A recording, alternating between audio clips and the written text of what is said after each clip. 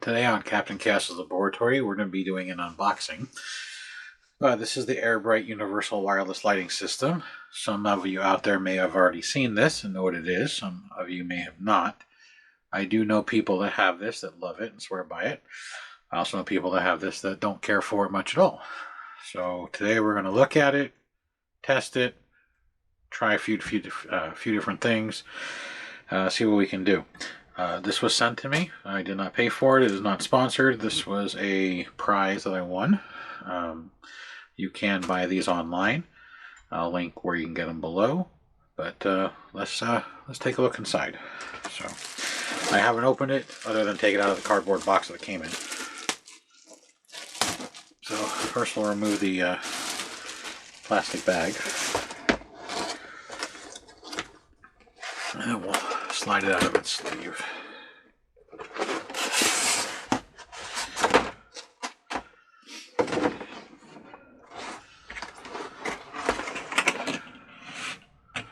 It's a lot of white, so the camera may do some rotating lines because the white balance is failing on the camera.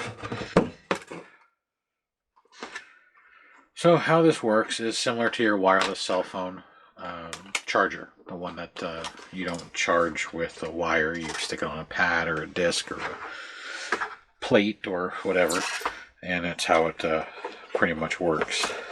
So I have seen this in person. I do know somebody that's kind of sells these. So you plug this one in, and then you just put these up against the edge of it, like that.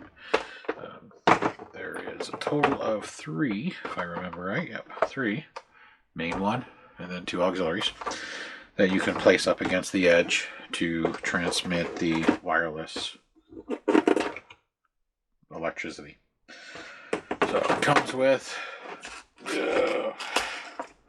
your AC adapter, which is 15 volts 2 amps and 5 volts 1 amp. I don't know if you'll be able to read that. Hopefully you can. And it says total max power is 35 watts at 40 degrees Celsius. It uses a Type-C, so Type-C there, Type-C on both ends, Type-C right here.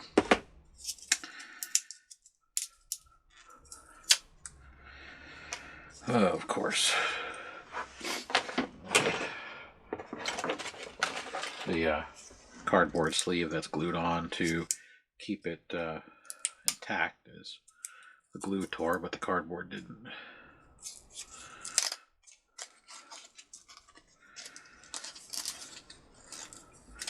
Supposed to just peel, but it's permeated through the cardboard, so the glue is not separating.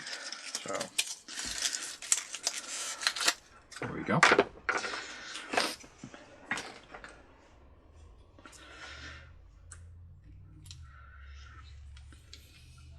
So this cord is just measured against the edge of my mat to give you an idea of length. That's 36.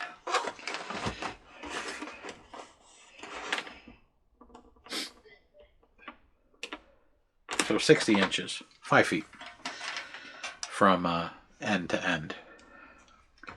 It's very, very, it's very long. All right, so I'm going to go ahead and plug this adapter in, like that. And then plug it in there. You can see it's already starting to transmit its signal.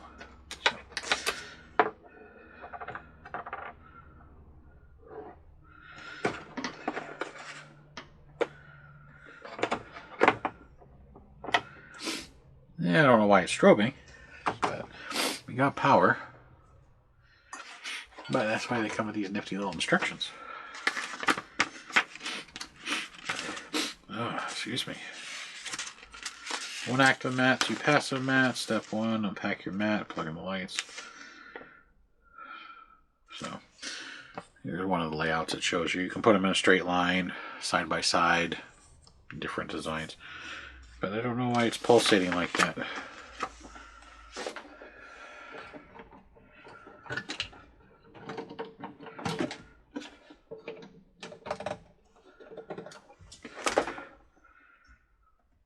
Try a different outlet. Still flashing. Not all of them either. You can see there's some dead ones, and that's because of the coiling in here.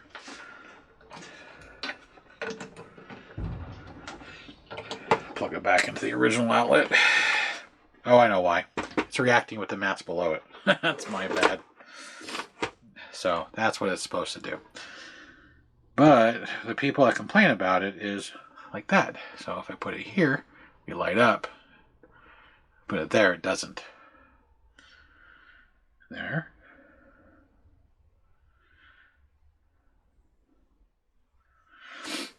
So the biggest complaint I've heard from the people out there that use this is they don't like the fact that there's dead spots.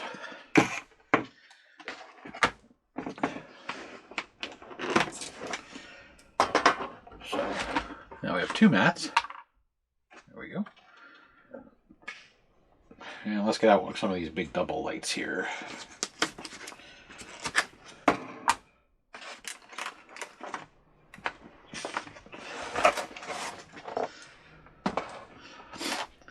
So, same thing, we got dead spots, mainly in the center and the very edges.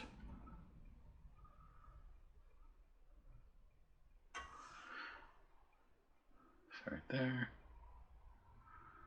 And then right when we get to the edge, oh, that edge is actually pretty good.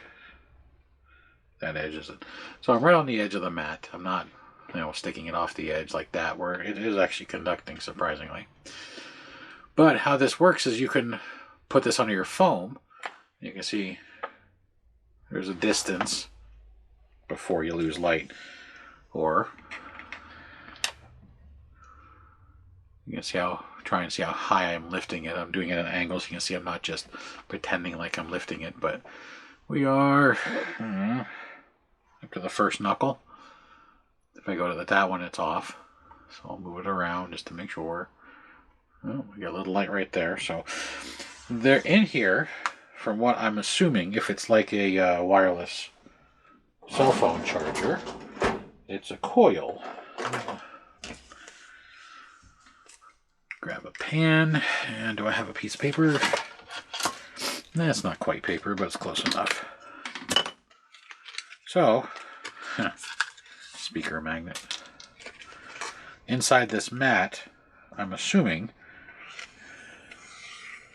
it looks like this. It's just a whole bunch of coils that go all the way around and then probably stop like that in the center. So, which would be why this gap on the edge and in the corner because of the curve. But if I bring it in, I can follow the coil around. But if I get off the edge of the coil, it stops. Stops. It's gotten a little dimmer, brighter, and off.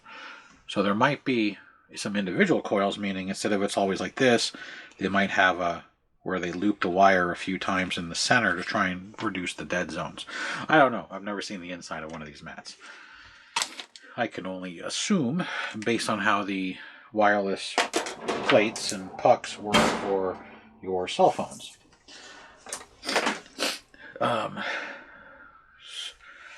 Here's a house that I'm working on. So what this does is you take this and you stick it inside like so. Then you stick it here. I'm going to kill some lights.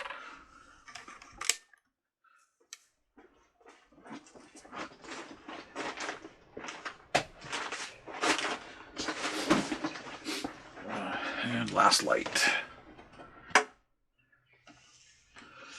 And you can see how it's glowing. You can see how it's glowing. There's the light. And then if I lift it, it gets a little dimmer until it's out of range. But if you're setting your mat here, and the light's really dim because we're straddling, so you have to adjust it. And that's the complaint I hear a lot is it's where you position your houses can determine whether or not they don't work or if they get dim like that. It's kind of a cool system. I understand the principle behind it. I've actually made a light for my patio using an old wireless cell phone charger that I cut up and then stuck some fairy lights inside of a glass dome and then put the induction on the bottom, and then I had like a little coaster that I put it on that had the other end, so it did the same principle. So you could lift it off the table, trying to get the light back out. That's the other complaint I've heard is once you put them inside your houses, they're kind of hard to get back out. Light's coming back. So, and there's no foolproof guaranteed it's going to satisfy every need, every person's setup ever. So there we go.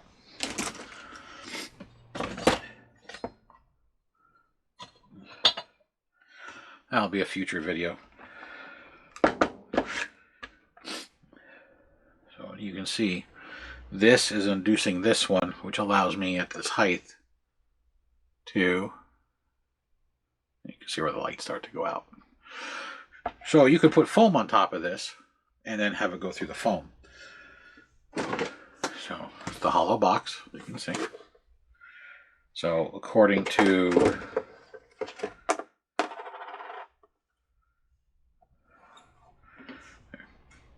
so that's an advantage. You can't see with the glare of the light, so I'll block it real quick. Hey, light's on. So it's kind of a interesting little neat thing. One of the things when I saw this demonstrated in person was this is an accessory light. This is a house light. So you have in your kit. Oh, open back up on me. There we go. You have 1, 2, 3, 4, 5, 6 house lights and 6 accessory lights, which are glowing because, of course, it's sitting on top of the mats, and then this mat's inducing, so it's transferring over, but, of course, the edges are dead spots, so that's why some of these lights don't work. So some of the accessories, or most of the accessories, are usually just individual little things. And when I saw this in person, I said, I wonder if you could light up something like this. So you'd have to do this. Problem, and this is all the way through, just so you can see. Will the top pop off? Of course not. There is no plug in the bottom. It's a hole all the way through. See, there's the hole. It goes all the way in, and I've used these to make LED lights out of. So hopefully you can see the wire in there. See? So technically, if this worked, it would illuminate up inside. So you can see it glowing at the base. So now I'm going to take it and I'm going to stick it on. I'm going to try and do it sideways. To do it sideways, I'm going to have to tip the mat most likely.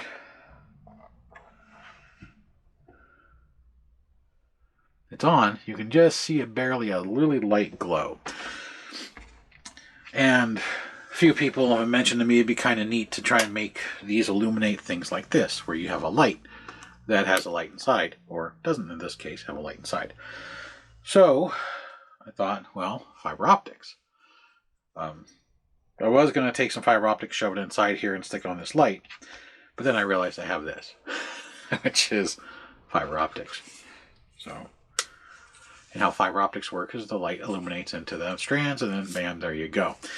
So I'm like, well, I don't have to cut up any fiber optic strings, which I do have several of. I can just take a couple of these bad boys, shove them in the hole, and see how it looks like on the inside without wasting the time of using this puck, or the accessory disc is whatever they refer to it as. So let's see if we can get a couple of these strands up inside and see if it would work. If it would work, we could take the fiber optics, feed these inside the lamp or an accessory, and then use these little light pucks to illuminate them. but I have a funny feeling. So the fiber optics are inside the light. Fiber optics won't work efficiently because fiber optics shine on the ends, not on the sides.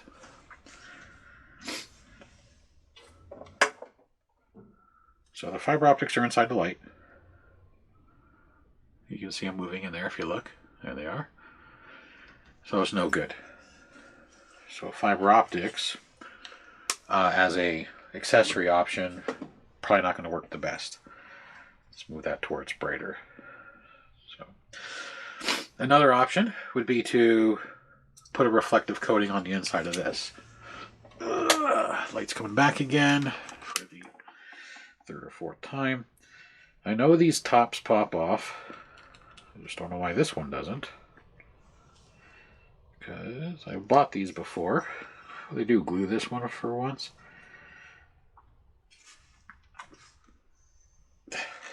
Huh. Alright, so this one doesn't want to come apart. One moment, please.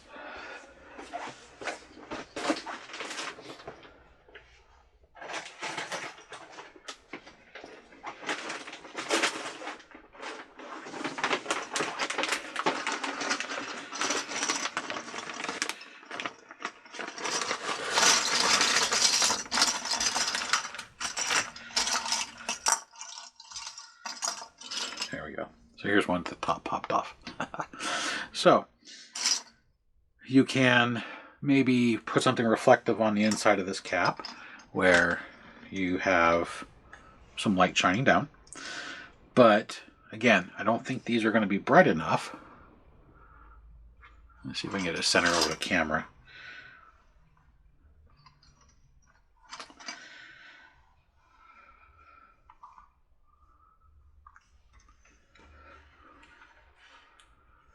I don't think that's going to be bright enough to do any reflection. So the next option is can we take a magnetic induction coil and run wires up inside here and put an LED. So basically take this where the wires are soldered, run it up to within this lamp, have it sit inside, and then basically just glue this to the puck, and then you can put it wherever you want on top of these mats, which is an option. And we're going to look into different options to maybe make this more usable for those who have problems with the little accessories like this and the dead spots. So let's clean up these lamps. Like I said, I use these for making custom light poles. I wasn't lying. You can see I have several of them.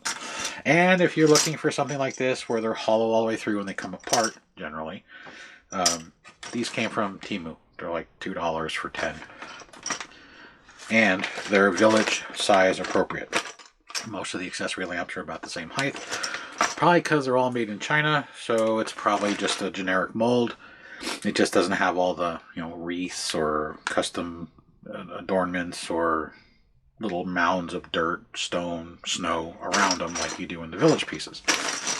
But Temu.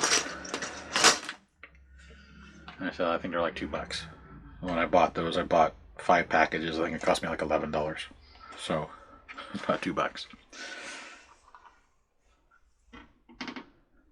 So if you look closely here, you can, I don't know if you can see it very well. I'm going to try and point it out. Let me get a little pointer.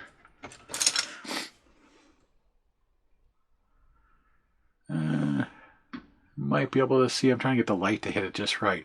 But you can see the ribs where the coil comes in and then wraps around and goes all the way around and stops right here at this dot, and it starts here. So your induction is right here on the outer ring, and in the center, that's your LED. So technically, we could try and build one, or you can cut this open, which looks like it separates right here on the edge, right there. On the doubles, let's get that one out that I put back. Now these are flexible. Well, these are rigid, but if we look, again, hopefully the light shows a little bit right there. There's one big coil around the outer edge, and then we have a set of contacts that go either direction, which again is hard to see because it's white, The light's white, you get glare, but you can see where it goes from here all the way around to right here, so they're off by 1/16 of an inch. And we have a pad with some protrusions and a line which goes to those two LEDs right there. So what I'm going to do is we're going to see about changing one of the colors, maybe trying to make our own induction pad, and then making our own LEDs so you don't have to tear these up if you don't want to, because I believe this kit, if you're going to buy it brand new, is between $100 and $200, and a lot of people don't want to waste that money and tear it up and destroy it. So that's why I'm here. I'll do it for you. Next is these. Is there a way to adjust it so you don't get these dim or dead spots? What's inside these mats? What is the position of the coils of wires? Because on these, let's see here, this side is textured,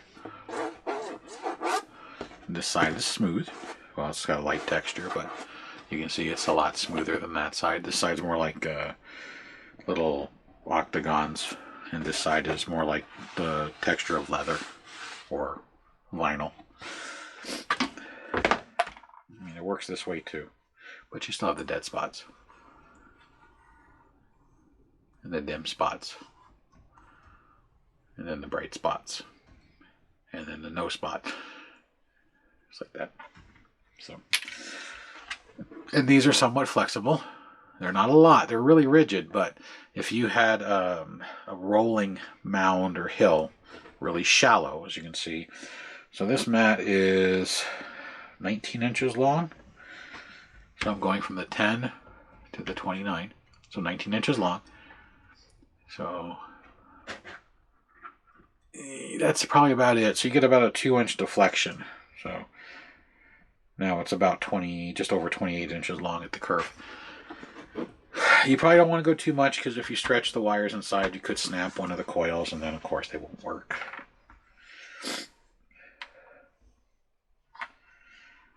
So you can see it works all the way to the edge, even though they're not touching. I know in the pictures they show you should make them touch. It's better wireless conductivity, but I can still lift this mat up, and we still get some. So I thought about trying it in my village, but then I thought, why don't we see about maybe making some modifications? And I'm not trying to infringe on their design or patent. I'm just trying to find out if there's ways to remove that dead zone, you know, the dim zones there and there, and of course the dead zones on the edge. And is there a way to get other colors than white? I know that most of the Christmas Village stuff, because it's usually marketed to Department 56, most of the Christmas Village stuff has white light bulbs in it, whether they're LED or incandescent, and they're usually a coldish white. That's a cold white. It's a little warmer than cold, but this light here is cold, so it's got a bluish tinge to it. This is white with a slight yellowish tinge, so it's probably not. It's not warm. It's not golden. It's between cold and warmer standard light. But it's white. If you do Halloween villages like I do, and a few other people out there in the world do as well, you don't want white.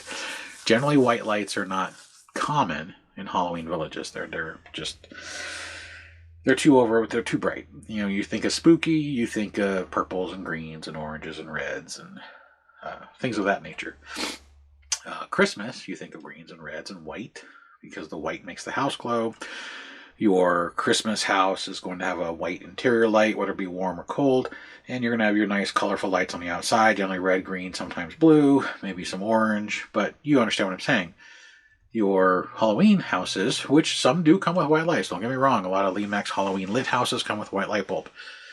And most people I know that have Halloween villages change that white light bulb to a red or a purple or a green, or a changing RGB where it changes colors, or you can set the colors like I've done on some of the previous videos. So if I were to use this in my village, I'm not going to use white. It's just too bright. Yeah, and there's a few other options. If you don't want to try and modify or change things, you can use a filter, a gel, a cover, something that changes the color just by putting it on top. I wish I had one near me. I would show you. Taking a quick glance just in case I missed one. Since I'm in the midst of moving my laboratory right now, a lot of my stuff is no longer in here, so I don't have as many things to grab and tinker with. But I guess we could try this if it's bright enough. Yeah, there you go. So it's not a gel. This is a cap to lubrication bottle for locks that I've used on some of the pieces in the past. But look, the light is bright enough to change it from white to red. Wow, that's really bright on camera. It's not that bright in person. This doesn't look white in person. This is a nice red glow. And you get a nice red halo around it. So if this was, let's say, in the bottom of a house, if it could fit in the hole that the light goes in, you could make your house glow red. So that's what I'm saying. You could use a gel, like the little clear, thin, I don't know, the plastic ones they use on professional lighting. You can get them on Amazon. They're cheap. And they come in a multitude of colors, and they come in packs of like 25 and 50.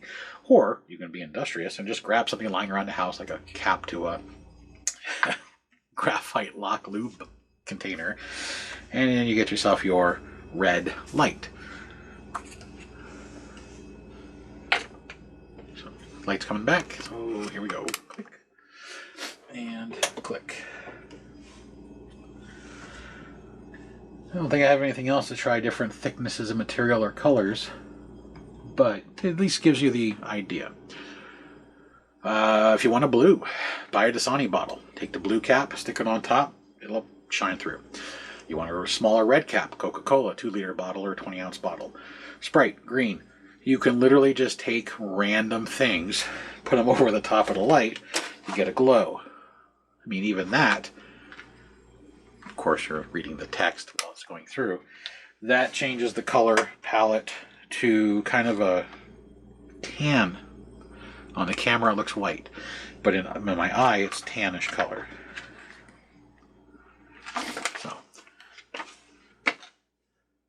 So on this first video, it's just basically an unboxing, basic information of what it is, how it works, what it does. You get 3 mats, a power mat and 2 passive mats, so an active and 2 passives. You get 6 of the little pucks, or accessory discs. You get 6 of the house or main rectangles. I call them pucks because they're shaped like a puck. And then these are just bars. And we're going to give you some ideas on what to do, how to use it, so on and so forth. On the next set of videos coming up, at least one more, maybe 2, we'll talk about changing the colors, trying our own inductive things, maybe modifying these, and then maybe we'll tear one of these open, cut one of the passive ones open, and see how the coil is inside, and see if there's a way to fix the dead zones. So, but hopefully you'll understand what the air bright system is. I'll link below where you can buy these if you're interested in getting one for yourself. Again, it's not endorsed. They're not paying me to say anything positive or negative about it. I was not asked to review it from any company. I was asked to try and improve upon it from a couple of people that hate these dead zones. But other than that, that's what it is. So again, I'll link where you can get them if you're interested. And I'm going to try, since parts are arriving today for some of the pieces I'm working on, like that Christmas house, I'm waiting for a motor that's been back ordered for months. I'm going to try and see what we can do about modifying, making it better, maybe trying to solve the dead zone. When I say making it better, not actually improving upon their design, and changing the light colors. Whether we open one of these up or make our own, or just use a gel, a cap, a coating of some sort. So there'll be more to come. I can't guarantee how fast because, again, I have parts showing up as well as more broken pieces to work on. So it's only when I'm in between and I have some downtime from the constant repairs that are coming in.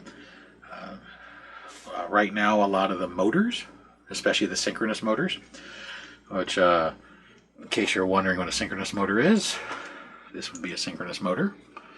This was actually bought for that house I showed you, but this shaft is about double the length it needs to be, and they said it was the exact shaft. And then, just so you have comparison, this is a standard motor, it's a pancake, and that's a synchronous. So just in case you were wondering.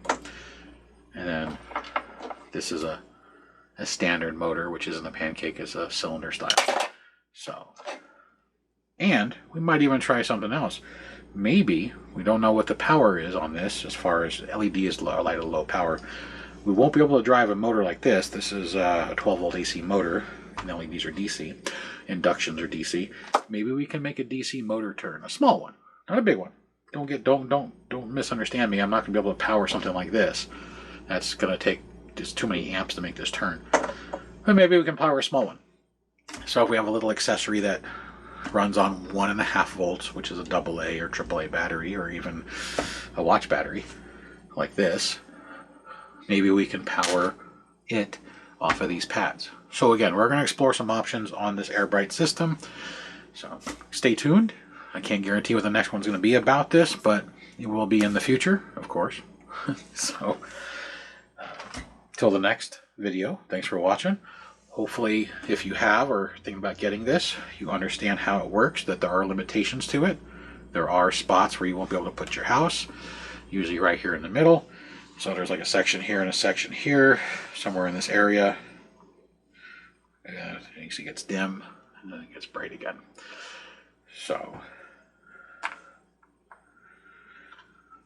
but until the next one, thanks for watching. We got more videos coming up. Like I said, I'm expecting some parts today when I'm filming this, which is the 26th of October, to try and repair some more pieces. So hopefully the parts are correct and not the wrong size motor, shaft length as an example, and we can get some more of these repair videos out so it can help you repair yours. Till the next one, thanks for watching.